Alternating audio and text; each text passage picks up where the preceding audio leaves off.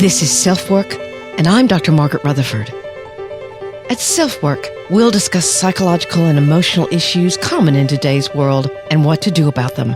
I'm Dr. Margaret, and SelfWork is a podcast dedicated to you taking just a few minutes today for your own self-work. Hello and welcome to SelfWork. I'm Dr. Margaret Rutherford. I'm a clinical psychologist, and I've lived and worked in Fayetteville, Arkansas for almost 30 years, 28 to be exact. And I've been a psychologist for 30. Yesterday was Independence Day to all of us in the United States, so I hope your celebrations were very joyful and safe. During the last week of June 2021 and the first full week of July, so this week, my team and I are taking a bit of a vacation. My very awesome engineer has a fabulous move to make, and tomorrow, in fact, I'm getting ready to teach my first course on perfectly hidden depression to therapists. In fact, if you'd like to sign up for this power-packed CEU conference, that's capital C-E-Y, then O-U with an exclamation mark, and you can get 15% off the whole thing. There's a link in your show notes to use and the coupon code PRESENTERREF. That's capital P-R-E-S-E-N-T-E-R, capital R-E-F. And you can do that until the conference starts at 1 p.m. Central Standard Time tomorrow. So I hope to see you there. So many of you write to me telling me the thing you like best about self-work is that in almost every episode I focus on what you can do about it. So I chose 6 very specific episodes for these 2 weeks that really talk about just that. Steps, tips, techniques, common mistakes or distortions, and what has worked for either me or my patients through the years. In this episode, I'll pull 6 actual exercises from my book that are generic for anyone to begin their own path with mental health.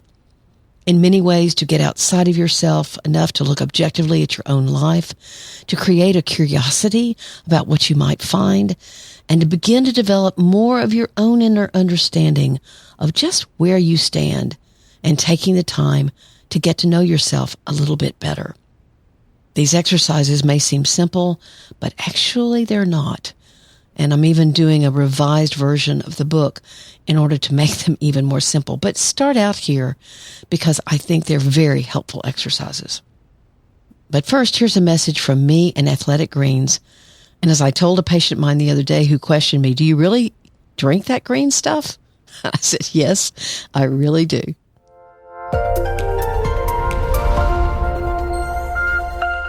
Athletic Greens came on board SelfWork now a few months ago with an offer for SelfWork listeners to try their product. And because of being a SelfWork listener, you'd receive bonus products as a gift with a subscription. I don't really know how many of you have tried it, but quite a few I can tell. And I'd love to hear from you about how you're feeling. Please email me at askdrmargaret@drmargaretrutherford.com because I'd love to share your experience here on SelfWork. So some of you are saying, what is Athletic Greens? It's a life-changing nutritional habit. Their daily all-in-one superfood power is your nutritional essential. It's by far the easiest and most delicious nutritional habit that you can add to your daily routine today and empower yourself toward better habits. And it's a lot more pleasant than eating celery, I promise you. I've never liked powdered things, but this one isn't too sweet, but also not too grainy, and I look forward to it in the morning.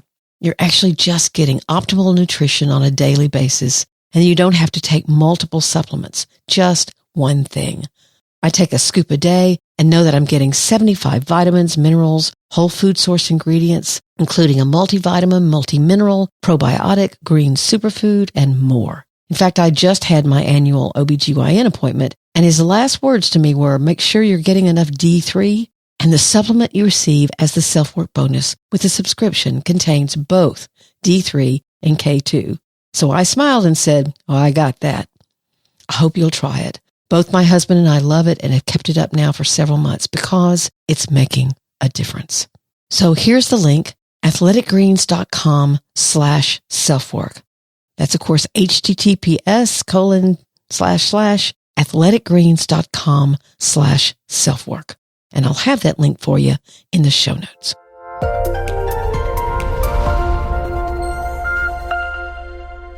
So now let's get down to exercising the mental and emotional way.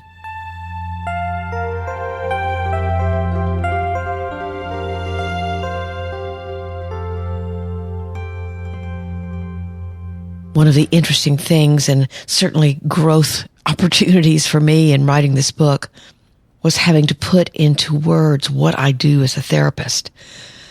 Before New Harbinger, in fact, decided to publish, they told me, this book is good and you're describing something that's important, but you have to offer a path to healing.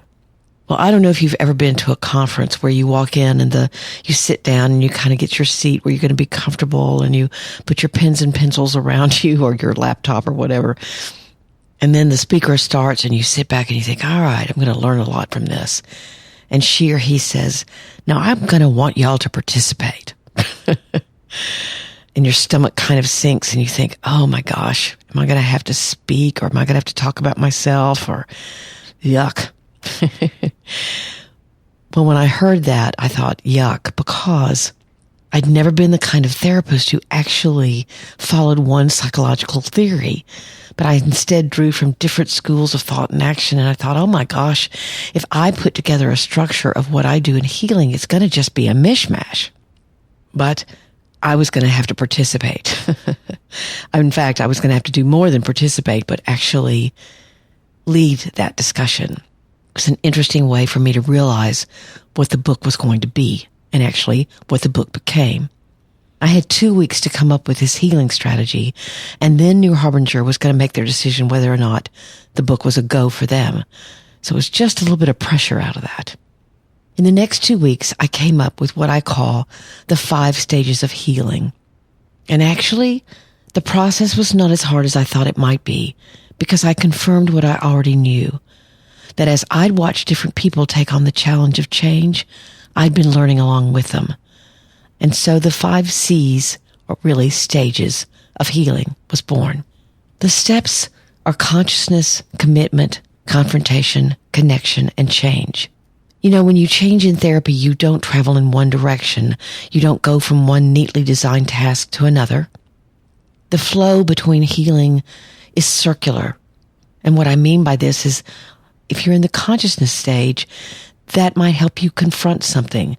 If you confront something, that will help you connect with an emotion. The healing that goes on as you do that emotional work makes you want to commit more. And as you commit more, change becomes more and more possible. So all of the energy flow is multidirectional. Again, the stages are consciousness, commitment, confrontation, connection, and change. Connection means emotional connection. Confrontation is about confronting rules that you've followed that you no longer want to. So each breakthrough, each stage supports the next. In therapy, you have to deal with a lot of ambiguity because you're not real sure what's going to happen as you go through one aha moment or deepening of an emotion. How will that make you feel tomorrow? It's a wonderful process to go through and to watch. And each step is uniquely important in creating more emotional and practical freedom with the overall goal of increased self-acceptance and self-compassion. So when we consider talking about these steps today, I want you to also realize this. What's important in any change process is that you go at your own pace. So sometimes change can become jarring or painful, and you actually need to take a break from it. I often have people in therapy, for example, who say, okay, I've been coming for 3 or 4 months. I want to go try to work these ideas, these connections, these realizations out in real life. And then can I come back? Sure. That's a great way to use therapy. You have to realize that sometimes in therapy, you're trying to alter a pattern that has protected or even shielded you for years. And it takes bravery and time to look at things differently and to risk new behaviors. So again, I'm going to offer in the next few minutes 6 exercises for you to try on for size. Some of them are more reflective and some of them are more action-oriented. Here's reflection 1. I call it creating a mantra to confront shame and perfectionism. A lot of times it's important to start out writing, trying to find kind of a quiet, calm place. So take a few breaths and ask yourself this question. What do I need to remind myself of every day about my healing work? So you play with creating what's called a mantra, a mental reminder of a positive goal or experience you want to have.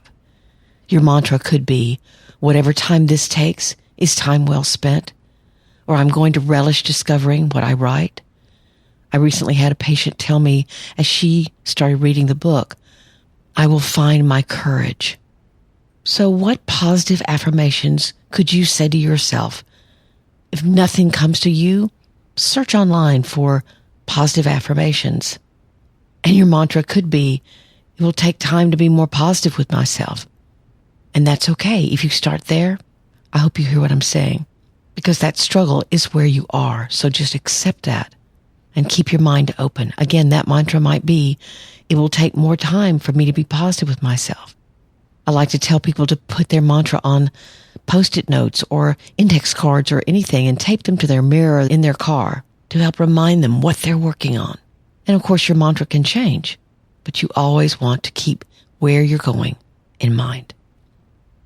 After establishing that mantra, we're going to go on to reflection 2, and we're going to identify your shame and give it a name. Now, this one may already be familiar to some of you who've listened to an episode on shame or anxiety, but of course I've included it in the book. So here it comes. Find a quiet place to sit with your journal and take a few deep breaths again. You might even close your eyes for a moment and focus on your body from head to toe, noticing where there might be tension or discomfort.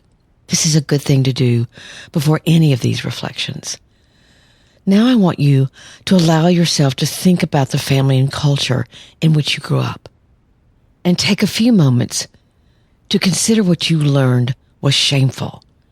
What were you never supposed to do or feel? What was never allowed or supported? As you let these thoughts come to you, open your eyes and write down those inflexible, critical whispers. For example, you might hear, it's selfish for you to put your needs first. Or, you're never supposed to question what you're told to do. You do it because I told you to do it. How many times have I heard that? How are you criticizing yourself? It's weak of you to ask for help, or you should be able to do this by yourself. If you ask for help, you're calling attention to yourself. So what are your own critical whispers? And then it's kind of fun to give those whispers a name, almost like you were seeing them as a gremlin that is sitting on your shoulder. I call mine Bob, and so when I start hearing that shame in my head, this podcast isn't good enough. You're not making sense. I say, thanks, Bob. Thanks for the editorial comments, but I will continue. If you add a little humor to your shame, again, you can hear it as not you. Your shame is not you. Your anxiety is not you, but is something that you're experiencing. Now, in the book, this next reflection number 3, is found in the section where I'm talking about emotional avoidance. People with perfectly hidden depression don't know how to express pain. They can describe it, but they have a hard time actually feeling it. But this reflection is wonderful for anyone to do, and I'll tell you why in a second. So here's the reflection. Grab a journal and take a few moments for a brief list writing exercise. As you've started other reflections, breathe some breaths and then write down emotions in order that you find most difficult to feel. What are the emotions that you find most difficult to feel? So after that, take a moment to look at that list and see what feelings, if any, emerge as you look at your list. Does it give you anxiety? Does it make you sad to think you can't feel sadness? Or do you connect a little bit with some sadness? Is it hard for you to feel fear or admit fear? Is it hard for you to feel joy? So I want you to write them down. Now, one of the reasons this is important for the people who are reading the book is that a lot of times what you want to do when you're working in therapy is to go back to this list. Say, now I can feel joy, or now, gosh, I wrote down that I couldn't grieve and I have cried. For the first time in my life, I've allowed myself to cry. It can give you a sense of where you came from and where you're going in therapy and in healing. So again, that's for the book, but I think that's a wonderful thing to do all the time. To know what's difficult for you, to know what direction you're moving and where you want to go. Again, go back to your mantra. If one of the things on this list is, I can't feel joy, maybe one of your mantras would become, I'm going to find my joy. The fourth reflection comes from a section of the book that's about worry and a need for control. This is an interesting reflection, one that I use a lot in therapy in general, so I want to stress that as well. Here's reflection 4.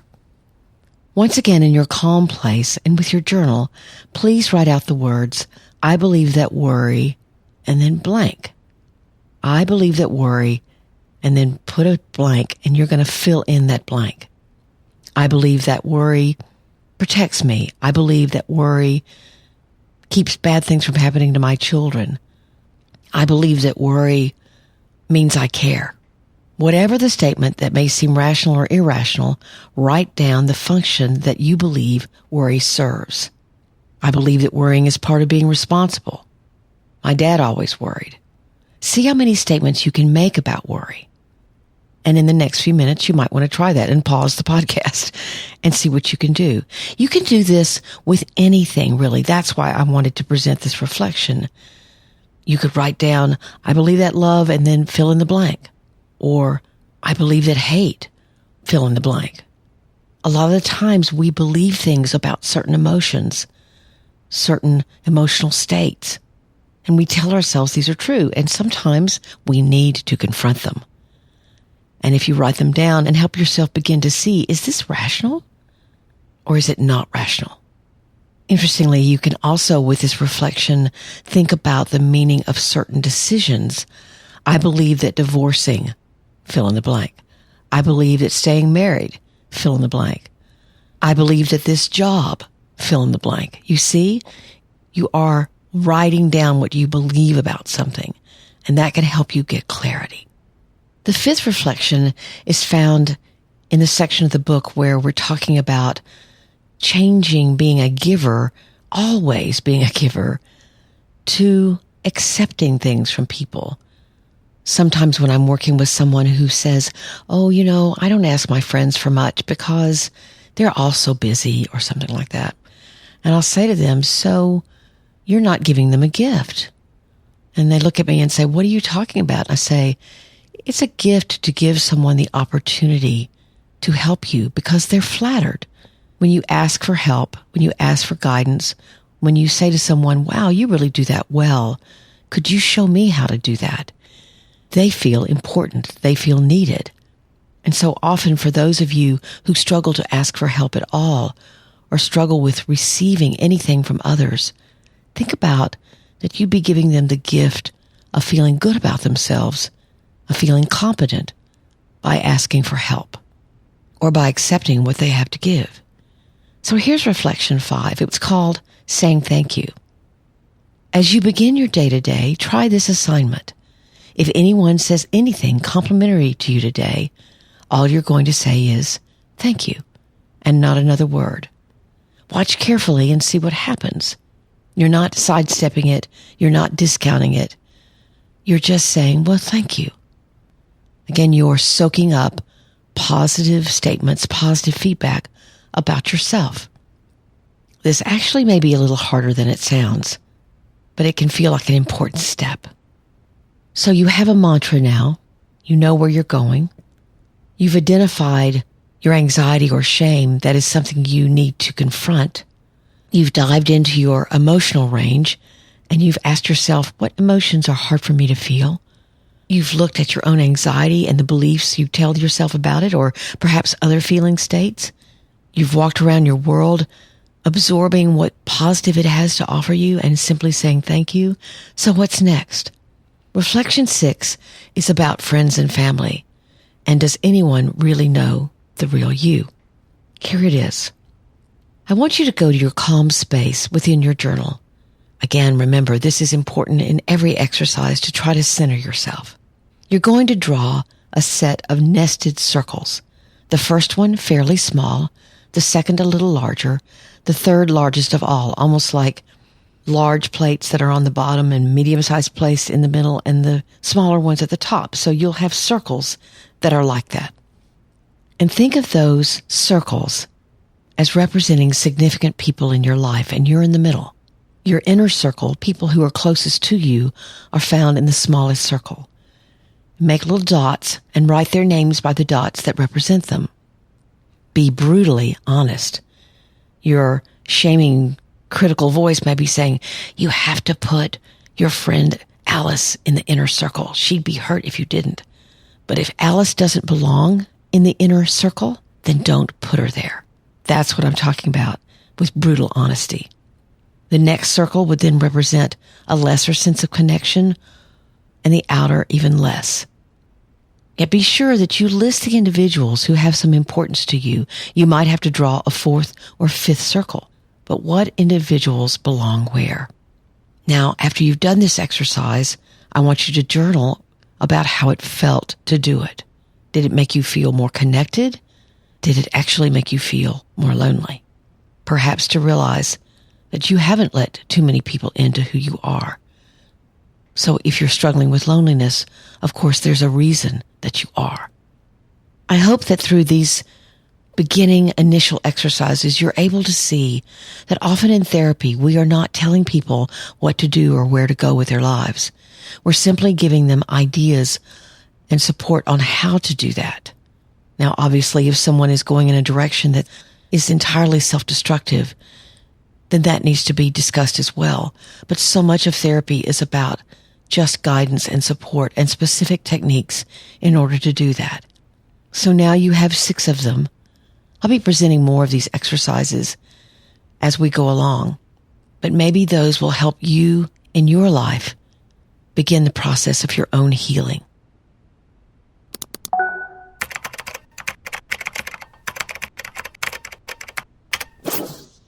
Our listener email today is for someone who does identify with perfectly hidden depression. She says, I'm excited to now name these behaviors as perfectly hidden depression and address them intentionally in order to move forward with my life. Then she says, I had an ex-boyfriend about a year ago who I felt very safe with. We'd been close friends for years prior to dating. Unfortunately, he often recoiled at my physical touch, constantly made comments that made me feel insecure, and eventually admitted that he didn't love me and never did. I had finally found the courage to expose my true self only to be rejected.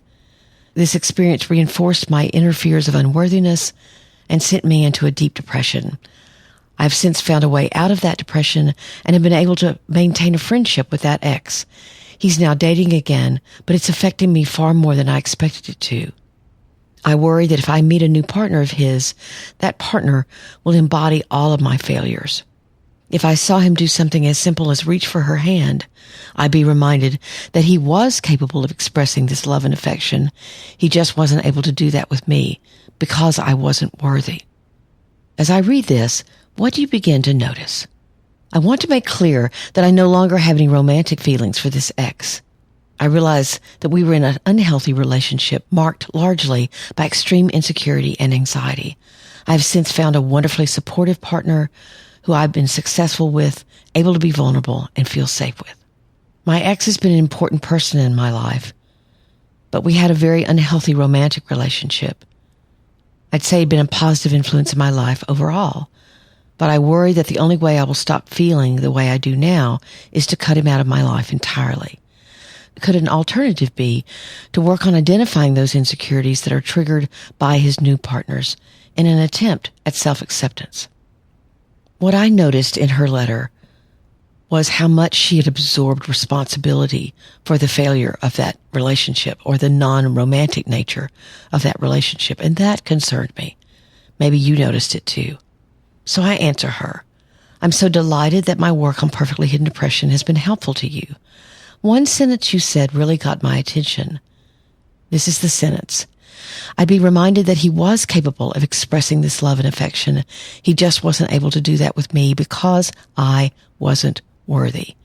If that's what your ex said to you, that you weren't worthy of his affection, then that's a real sign of trouble in him, not in you. So my question is, did you say this to yourself, or did he actually say it to you?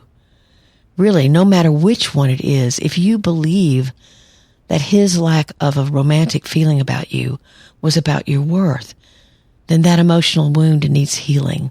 and not necessarily by a new relationship, although that's great that you have one. My guess is it's triggering something old in you. Have you felt before that you weren't valuable enough to love and receive affection? If so, who caused you to feel this way? Can you go back and acknowledge that that's where that got started, and that's what made you more susceptible to absorbing that sense of blame? I want to make sure you understand that all the responsibility for that relationship failing is not yours. And maybe that's where the true work is.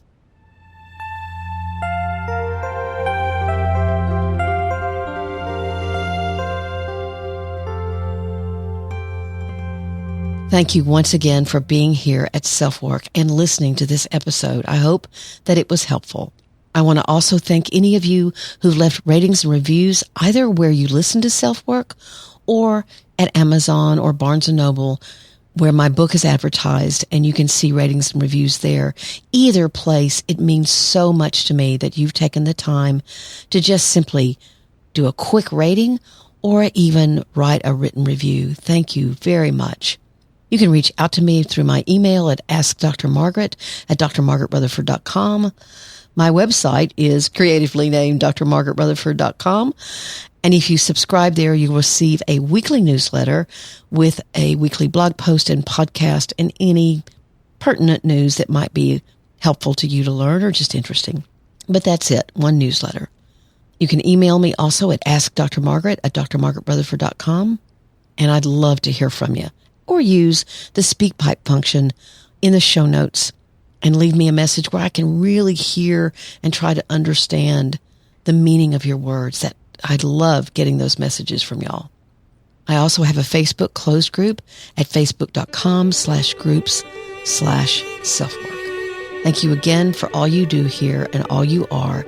And please share SelfWork with a friend. Let them know what it means to you. Please take very, very good care. It's a hot summer. I'm Dr. Margaret, and this has been SelfWork.